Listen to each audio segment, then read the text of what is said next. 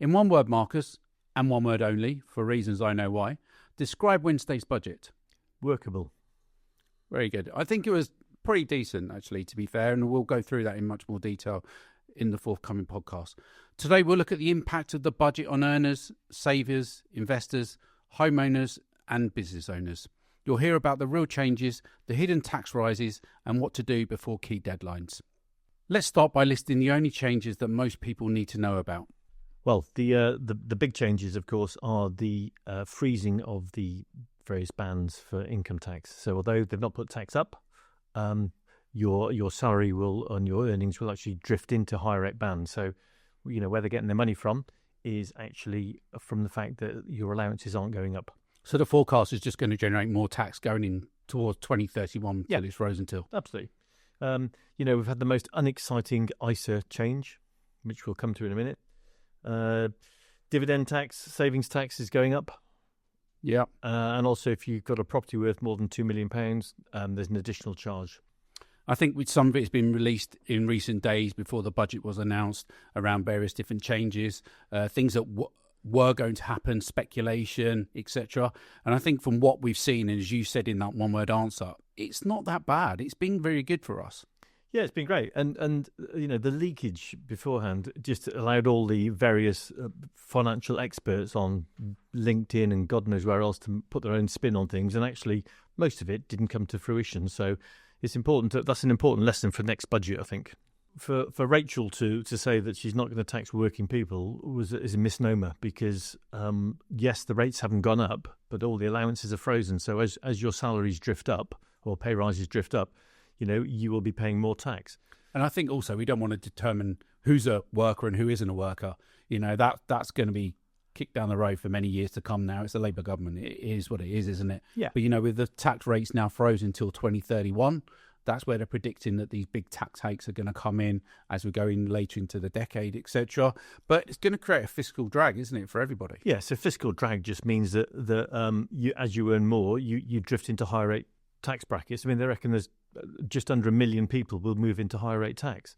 So as a result, they'll pay more tax, even though it doesn't feel like they're paying more tax. So rather than put up income tax rates, which of course she said she wouldn't do in her manifesto, she's just frozen all of them. So we all drift into higher rates of tax anyway. And I think it was raising several £billion doing this over to 2031. So doesn't this assume, though, that everyone's income is going to increase as well, though? Well, I think it does. But I mean, there's a natural pay rise most years. CPI or RPI, employees will expect it in order to keep pace with inflation. So as inflation rises and pay rises rise, and indeed pensioners, I mean, the triple lock on the pension, they'll drift into higher tax brackets. And so who do you think is going to get hit the hardest? Because there was talk of that they were going to change the bands of the tax rates, which hasn't come to fruition, etc. So it's more about we're looking at PAY employees, aren't we? Normal everyday working folk. Yeah, I mean, the irony is, of course, if you're a company director of your own company, or you're a higher rate taxpayer, or you're already well above some of the bands, that's actually not make much difference to you. Whereas if you are someone on, £49,000 and you're going to drift up above 50,270 in the next 5 years, then suddenly you're going to be paying higher rate tax. And I suppose as we'll come to it, the way that it can affect people is the dual income households as well, around childcare costs, etc. Yeah, I mean, some of the biggest problems are going to be for people earning £100,000. Because if you drift above £100,000, not only do you pay 40% tax on your income, but you also start to lose your personal allowance on a 2-for-1 basis. So effectively, it's a 60% tax rate. Yeah, which hasn't changed, etc. So that's actually stayed the same. So I think the things that we've taken from it is there are going to be a few things that, as the devil in the detail comes out, where there's going to be changes, i.e. how employees get paid. There will be a lot more coming on the way for employers around salary reviews, etc. And also one of the big things we're going to come to is obviously the pension changes as well. Yeah, but I mean, I think we already know this information. So for us, fundamentally, it doesn't change the planning from the previous year. So, Marcus, you mentioned the fiscal drag. Who are the real losers? And, is it really going to affect all of us? Is there really people that's going to hit harder more than others? Well, what it'll do is it'll bring people into tax brackets they don't expect to be in. I mean, even to the extent of, basic rate state pension will now drift above the personal allowance, and therefore for the first time a pensioner just on state pension may actually start become a taxpayer. And there's a big issue with that, because it's not just the fact that the state pension doesn't know how to tax its income that it pays, but you may have to declare that income and do some sort of simple self-assessment, for a tax bill of 40 quid. And the other end of the scale is for people with childcare costs.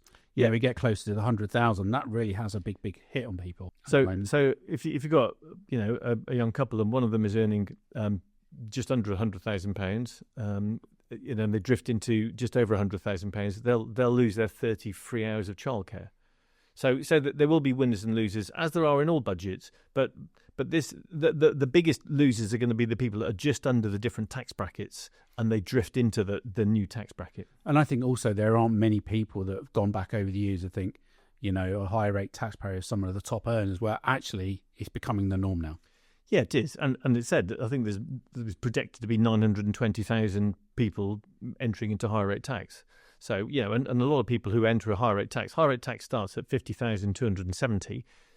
And actually, with the cost of living and that sort of thing, it's not a massive salary. Yes, it's a first world problem, I suppose, but it's not a massive salary if you've got a young family. We've mentioned pensions quite a few times. So really, what has stayed, what's quietly changed, and where do we go from here, really?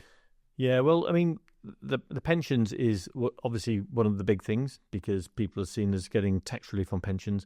But I mean, I think the one thing we need to learn from this budget is all the leaks and the chaos before the budget just fueled massive speculation about pensions. Biggest one, of course, when we had lots of clients phoning in saying, I want to take my tax-free cash now because I understand it's going in the budget. We actually had no one take their tax-free cash, because we said you can only work on current legislation. I don't think tax-free cash was going to go. It didn't go. The only people that triggered a tax-free cash were the people that were already over the maximum they could take. And then the percentage call on that was, we'll take it anyway. But I mean, if you remove tax-free cash from pensions, people simply won't do pensions. I think also to take a message from that is that we've given that message in the last two statements, including the budget that's just gone. We provided a message to our clients in general to not act on speculation. So that actually, when you mentioned tax-free cash has not changed, pension tax relief has not changed. There has been some changes, obviously, which we'll go to, but in some respects, there's still some positives to come from that. But it's about working with an advisor and actually listening to the professionals who know where we're going to go. I think more so than ever now, because what you need to do is be guided on what's fact and what's not fact. I follow several financial influencers on social media, and actually half the stuff they talk is absolute rubbish. They're not authorised. They make all these statements. They show that if you grow your pension fund at 10% a year, you'll be a millionaire. Well, great. Find me where you can get 10% a year every year for the next 30 years, and I'll invest myself. So, it really is a question of looking at the facts and saying, what is it? We had all the rumours about flat relief on pensions. It was going to be 30% only and no high rate, tax. National insurance on pension contributions from employers, so it'd be an extra 15% for employers. All these things, and actually none of them came to fruition. So all I would say is it's stable for now, but as we know, there was a big change to pensions around salary sacrifice.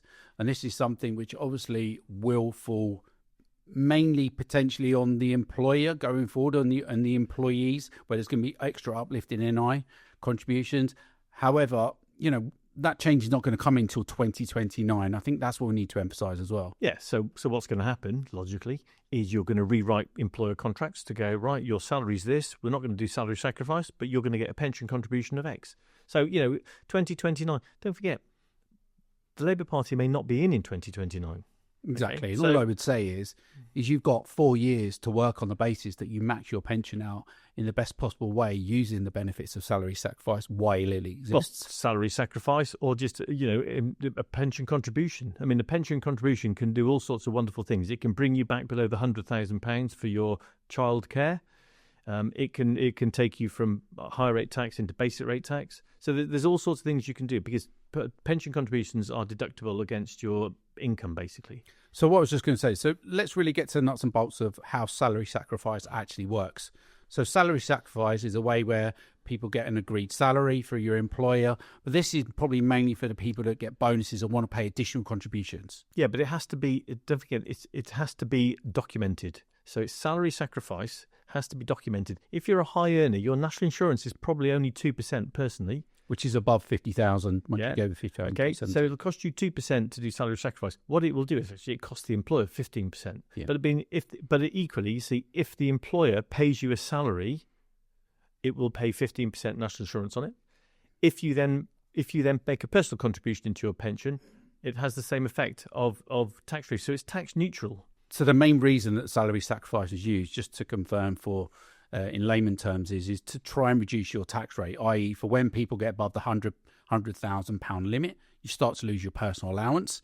From that perspective, rather than drawing it as a salary, you make it as a pension contribution. It then brings you back to retain your personal allowance. Correct. The worst possible salary you can have, and take this in the way it's meant, is between £100,000 and £125,000, because your tax rate at that level is basically 60%, because you lose your personal allowance on a 2-for-1 basis above £100,000, as well as paying 40% tax. So I suppose that this is where Rachel could argue that who earns that sort of money and you can afford it. Exactly that. And I think from an employer perspective, like ourselves, that's one of them things that's going to be the devil in the details as years roll on, whether contracts are changed, whether bonuses, how they're paid, etc., how things are structured. But then again, that's from an HR perspective, not from an advisor perspective. Yeah, this budget basically, I think, appeases the voters of the people that voted the Labour Party and sort of the working man in inverted commas, but it really kicks a lot of things down the road, which is great for us because it gives us another 12 months to plan. It does, and there's been a lot of talk around the fact that this actually now disincentivises or makes people not want to pay into pensions. However, I think, as you say, there's still a key element where we try and make the way that we invest, the way we hold assets in the most tax-efficient way. But I'd say for the next 4 years, are optimal for pension loading to get it the most in as you possibly can.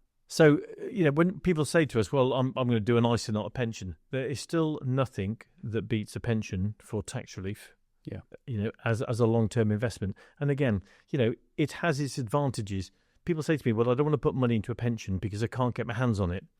Well, that's a positive as well, because a lot of people who can get their hands on the money in their ISA, for example, will spend it before they get to retirement. And isn't this part and parcel of the things that we say of trying not to rely on the state, of building funds and assets in pension funds? So, as we know, without going back over the detail, but pension freedom was announced in 2015 to give people the choices and the flexibility on how they choose to retire and how they choose to continue working. Yeah, and the fundamental thing again on pensions, and it's a flip from last year, is when you get to retirement, spend your pension, give your other assets away or make them exempt. So we just flip it over to where it was. But so from a planning point of view, it's actually all the same to us.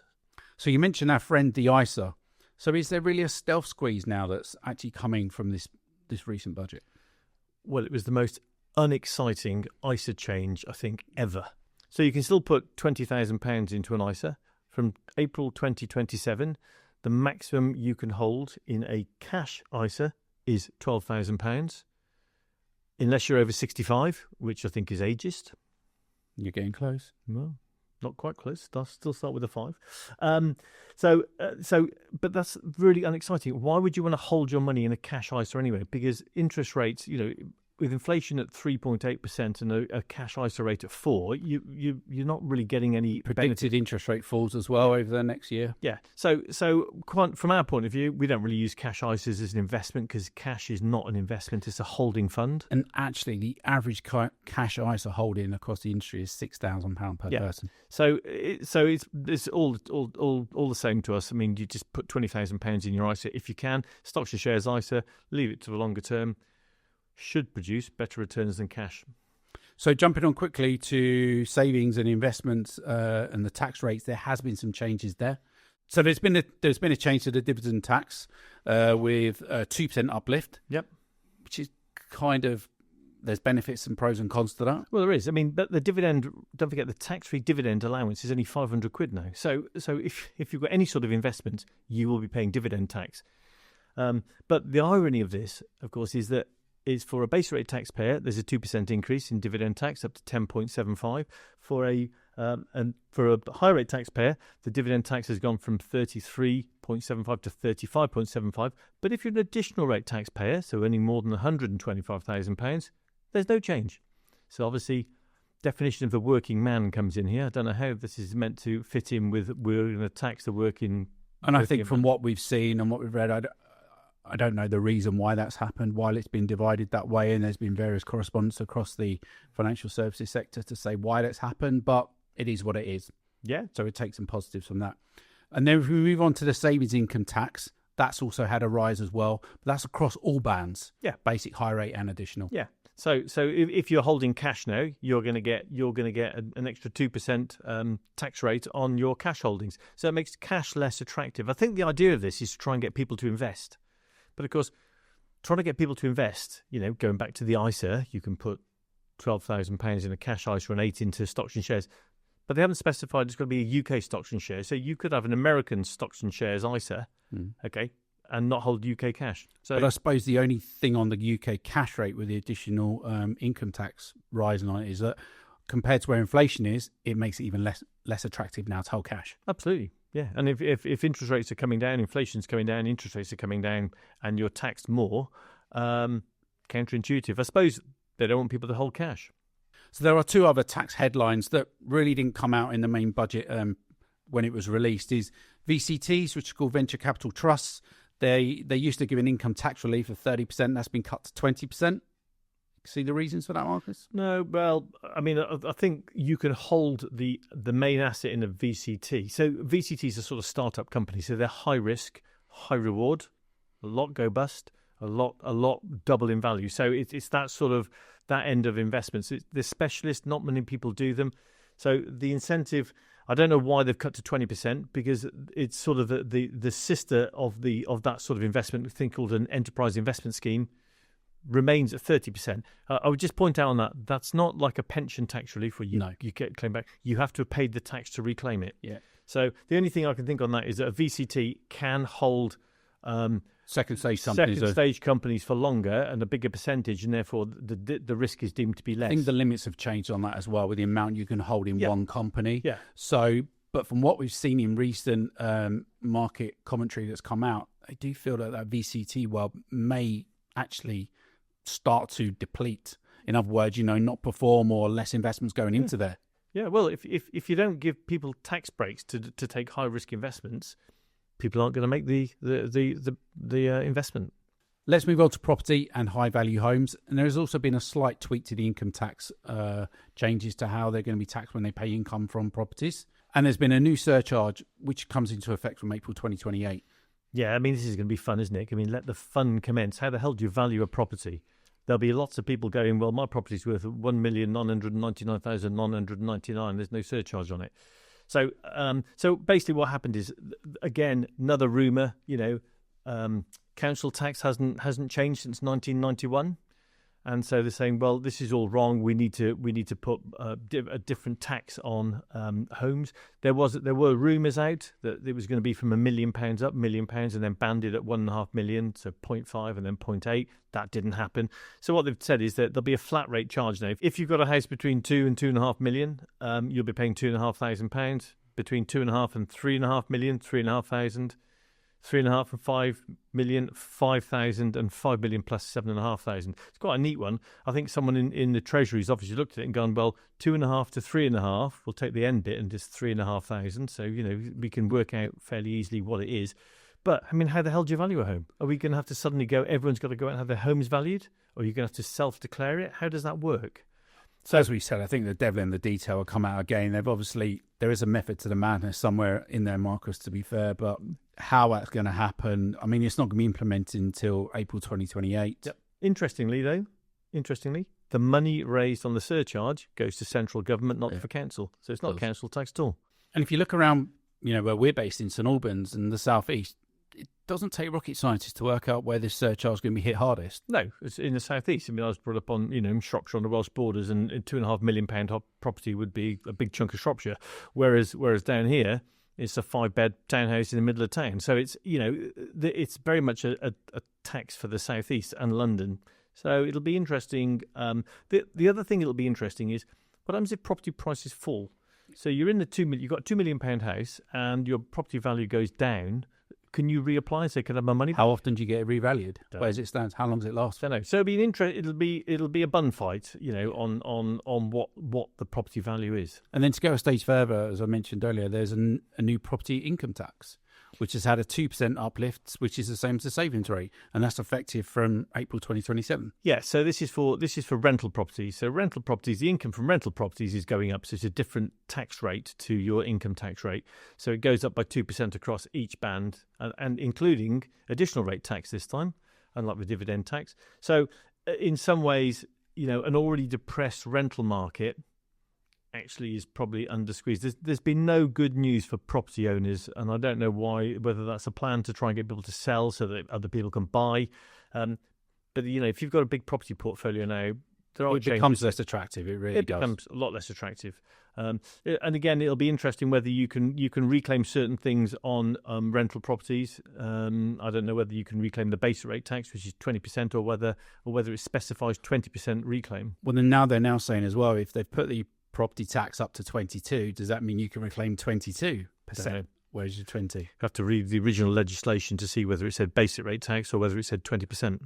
Obviously, for us, there is a big planning part that we specialise in is helping business owners, and there is one big part that's actually going to hit business owners pretty hard, isn't there?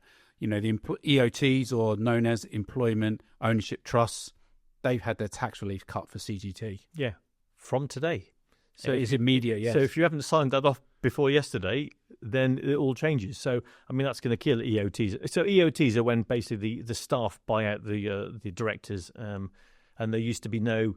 John Lewis. Yeah, there used to be no CGT on it, but now there's only 50% relief. So I think that's probably killed that market. That's more of an accountancy question. But, it just shows how brutal it can be from midnight last night. And again, the devil's in the detail, because how do you then plan for succession going forward? When you're managing buyouts, how are they structured, etc. As a company, we've gone through that, etc. And we'll have to wait and see what happens. But this is the plan to encourage people to start a business, grow it, and then sell it. So a lot of people are going to be looking at this, going almost, what is the point of employing people? Which is the big thing that this budget relies on, is growth in the UK economy, and actually you're killing the goose that's laying the golden eggs.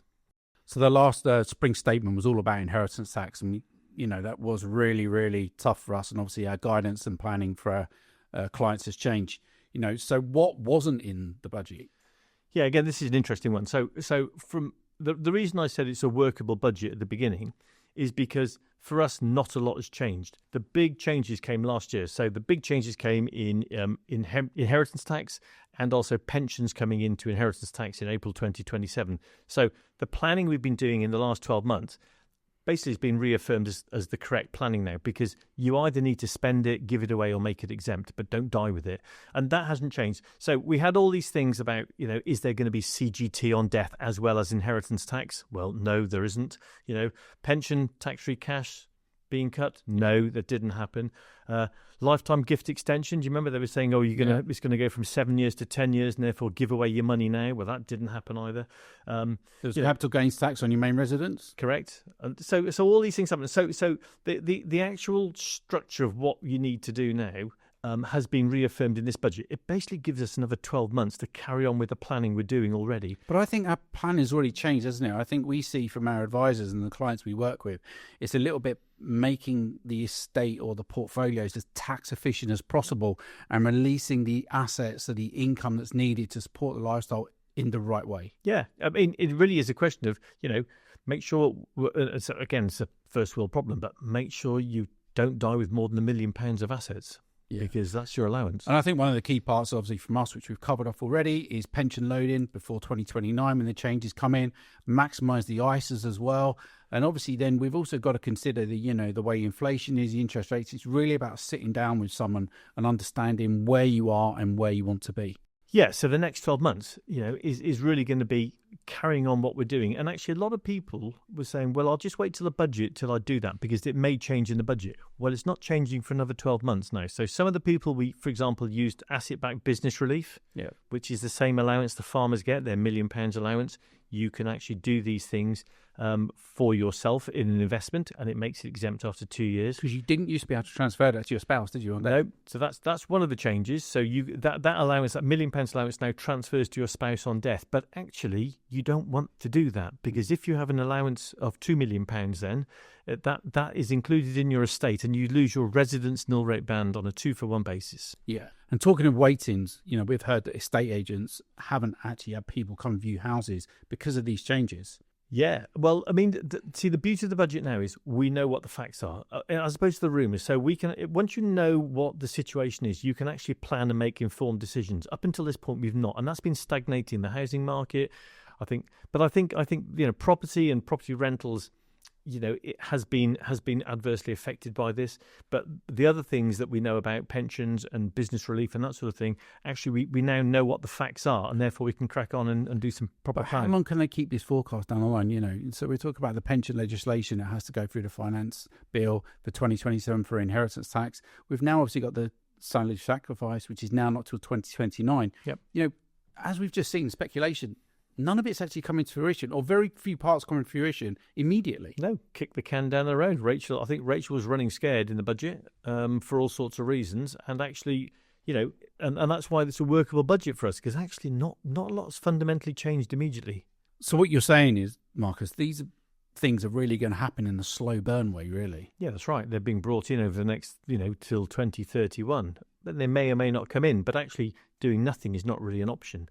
And I think we've said that and spoken in the recent hours that, it's actually not a bad situation we're in. There is definitely financial planning needs that we as a company have adapted to since the spring statement, since the IST changes. We've adapted again. And I think the positive thing for us and our clients to understand is the fact that there's always a solution out there. Absolutely. And advice is more important than ever because, again, you don't know what you don't know. So there are things that you can do. You had to get that in, didn't you? That's your favourite line. This is my favourite line.